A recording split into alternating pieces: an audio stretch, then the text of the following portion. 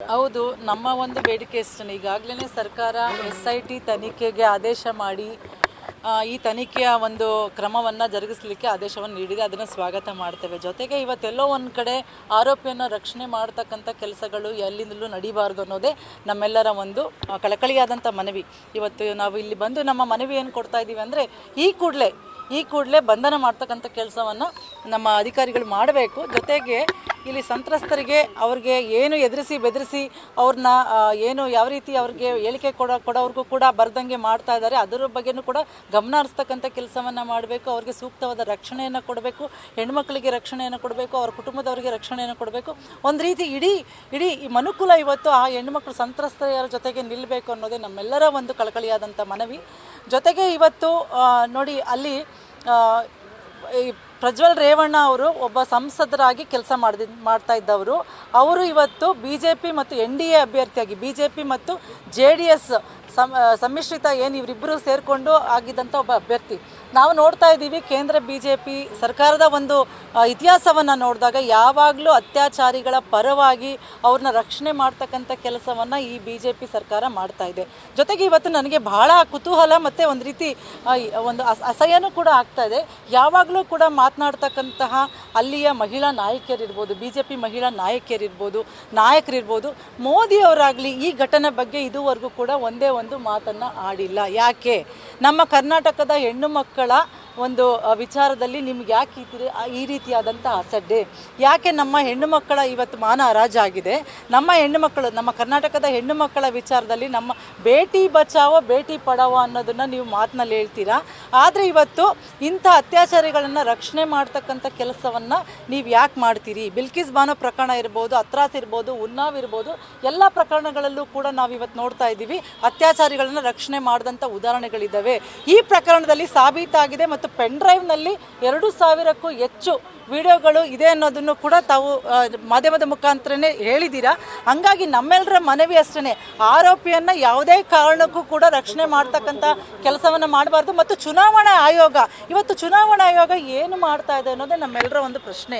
ಇಂಥ ಒಂದು ಆರೋಪ ಬಂದಿದ್ರೂ ಕೂಡ ಆರೋಪಿಯ ವಿರುದ್ಧ ಕ್ರಮವನ್ನು ಚುನಾವಣಾ ಆಯೋಗ ಕೂಡ ಅವರು ಸ್ಪರ್ಧೆ ಮಾಡಿದಾರಲ್ಲ ಅದನ್ನೇ ವಜಾ ಮಾಡ್ತಕ್ಕಂಥ ಕೆಲಸವನ್ನು ಕೂಡ ಚುನಾವಣಾ ಆಯೋಗ ಮಾಡಬೇಕು ಅನ್ನೋದೇ ನಮ್ಮೆಲ್ಲರ ಒಂದು ಕಳಕಳಿಯಾದಂಥ ಮನವಿ.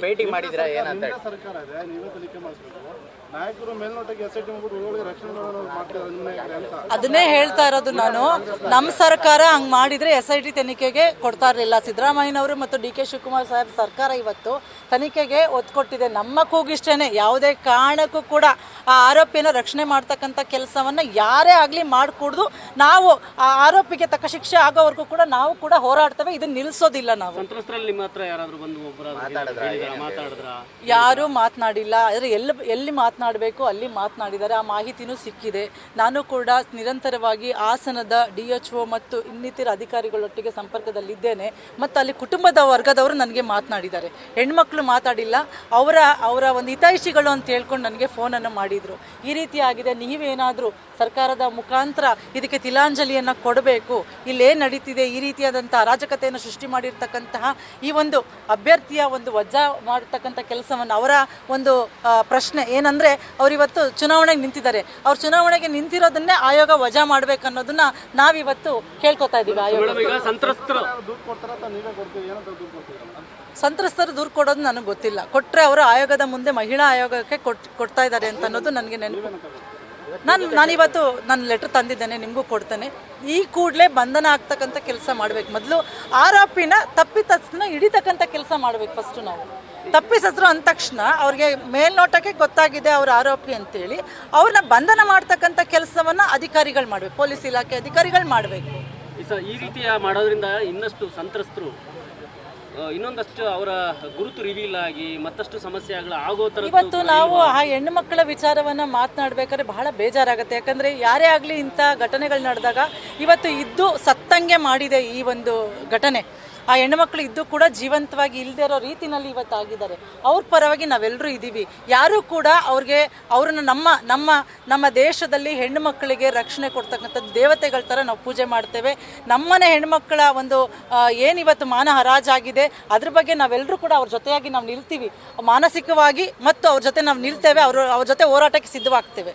ಮೇಡಮ್ ಇವತ್ತು ಭಾನುವಾರ ಅಧಿಕಾರಿಗಳು ಯಾರು ಇಲ್ಲ, ಬಂದಿದ್ದಾರೆ. ಭಾನುವಾರ ಆದರೂ ಕೂಡ ಸರ್ಕಾರ ನಡಿಬೇಕಾಗತ್ತೆ. ಅದರಲ್ಲೂ ಕೂಡ ಪೊಲೀಸ್ ಇಲಾಖೆ ಅಥವಾ ಪೊಲೀಸ್ ಅಧಿಕಾರಿಗಳು 24/7 ಕೆಲಸ ಮಾಡಬೇಕಾಗುತ್ತೆ. ಅವ್ರಿಗೋಸ್ಕರ ಯಾವುದೇ ಕೂಡ ಯಾರು ಕೂಡ ಕಾಯಕ್ಕಾಗೋದಿಲ್ಲ. ಇವತ್ತು ಬರ್ತಾರೆ ಅಂತ ಹೇಳಿದರೆ ಬಂದಿದ್ದಾರಂತೆ ಅಧಿಕಾರಿಗಳು, ನಮ್ಮನ್ನು ಕರೀತಾ ಇದ್ದಾರೆ ಮನವಿ ಪತ್ರವನ್ನು ಸ್ವೀಕರಣೆ ಮಾಡ್ಕೊಳ್ಳೋಕ್ಕೆ. ಅವ್ರ ಪರವಾಗಿ ಯಾರು ನೆಕ್ಸ್ಟ್ ಆಫೀಸರ್ ಇದ್ದಾರೆ ಅವ್ರು ಬಂದಿದ್ದಾರಂತೆ. ಯಾರು ಕೊಡ್ತಿದ್ದೀರಾ ಅಂತ ಗೊತ್ತಿಲ್ಲ, ಅದು ಮಾಹಿತಿಯನ್ನು ಕೊಡ್ತೇನೆ. ಜೊತೆಗೆ ನಾನು ಇವತ್ತು ಇಲ್ಲಿ ನಮ್ಮ ಮಹಿಳಾ ಆಯೋಗದಿಂದ ಈಗಾಗಲೇ ಸರ್ಕಾರಕ್ಕೆ ಪತ್ರ ಬರೆದಿದ್ರು, ಕ್ರಮಕ್ಕೆ ಅಧ್ಯಕ್ಷರು, ಮಹಿಳಾ ಆಯೋಗದ ಅಧ್ಯಕ್ಷರು. ಆದರೆ ಇವತ್ತು ರಾಷ್ಟ್ರೀಯ ನ್ಯಾಷನಲ್ ವುಮೆನ್ ಕಮಿಷನ್ ಏನು ಮಾಡ್ತಾ ಇದೆ ಈ ಪ್ರಕರಣದಲ್ಲಿ? ನ್ಯಾಷನಲ್ ವುಮೆನ್ ಕಮಿಷನ್ ಏನಾದರೂ ಸುಮೋಟೋ ಏನಾದರೂ ದಾಖಲು ಮಾಡ್ಕೊಂಡಿದೆಯಾ? ಇದು ಈಗಾಗಲೇ 4 ದಿನದಿಂದ ಇಡೀ ದೇಶದಾದ್ಯಂತ ಒಂದು ರೀತಿ ಇದೊಂದು ನಿರ್ಭಯ ಕೇಸ್ಗಿಂತಲೂ ಘೋರವಾಗಿದೆ ಇದು. ಅಲ್ಲಿ ಒಂದು ನಿರ್ಭಯ ಪ್ರಕರಣವನ್ನು ನಮ್ಮ ದೇಶ ಅಲುಗಾಡಿಸಿದ್ರೆ ಇಲ್ಲಿ 2,000ಕ್ಕೂ ಹೆಚ್ಚು ನಿರ್ಭಯ ನಮ್ಮ ಹೆಣ್ಣುಮಕ್ಕಳು ಆ ರೀತಿಯಲ್ಲಿ ಇವತ್ತು ಹಾನಿಗೊಳಗಾಗಿದ್ದಾರೆ. ಹಾಗಾಗಿ ಇವತ್ತು ನ್ಯಾಷನಲ್ ವುಮೆನ್ ಕಮಿಷನ್ ಕೂಡ ಮಧ್ಯಪ್ರವೇಶ ಮಾಡಿ ಈಗಾಗಲೇ ಅವರು ಸುಮೋಟೋ ತನಿಖೆಗೆ ಅವರು ಕೂಡ ಕೇಂದ್ರ ಸರ್ಕಾರಕ್ಕೆ ಬರೀಬೇಕು ಅಂತ ನಾನು ಆಗ್ರಹ ಮಾಡ್ತಾ ಇದ್ದೀನಿ. ಅವರು ಕೂಡ ನಾನು ಅವ್ರಿಗೂ ಲೆಟ್ರ್ ತೊಗೊಂಡು ಬಂದಿದ್ದೀನಿ, ಅವ್ರಿಗೂ ಕೂಡ ನಾನು ಲೆಟ್ರ್ ಟ್ವೀಟ್ ಮಾಡ್ತಿದ್ದೀನಿ, ಅವ್ರಿಗೂ ಲೆಟ್ರ್ ಕಳಿಸ್ತಾ ಇದ್ದೀನಿ. ನಮ್ಮ ಮುಂದಿನ ನಡೆ ಆರೋಪಿನ ಬಂಧನ ಮಾಡಿ ಅವ್ರಿಗೆ ಶಿಕ್ಷೆ ಆಗೋವ್ರಿಗೂ ಕೂಡ ನಾವು ಎಲ್ಲ ಕಡೆ, ಎಲ್ಲ ಜಿಲ್ಲೆಯಲ್ಲೂ, ಎಲ್ಲ ತಾಲೂಕಲ್ಲೂ ನಮ್ಮ ಒಂದು ಕೂಗನ್ನು ಮಹಿಳೆಯರು ಇವತ್ತು ಯಾವುದೇ ಪಕ್ಷಾತೀತವಾಗಿ BJP ಹೆಣ್ಮಕ್ಳು ಕೂಡ ನಾಯಕರು ಕೂಡ ನಮ್ಮ ಜೊತೆ ಸೇರಿಕೊಂಡು ಈ ಹೆಣ್ಮಕ್ಳಿಗೆ ನ್ಯಾಯ ಕೊಡಿಸ್ಲಿಕ್ಕೆ ಮುಂದೆ ಬರಬೇಕು ಅನ್ನೋದನ್ನು ನಾವು ಕೂಗಿ ಹೇಳ್ತಾ ಇದ್ದೀವಿ. ನ್ಯೂಸ್ ಫಸ್ಟ್ ನಿರ್ಭೀತಿಯಿಂದ ನಿಮ್ಮ ಪರವಾಗಿ.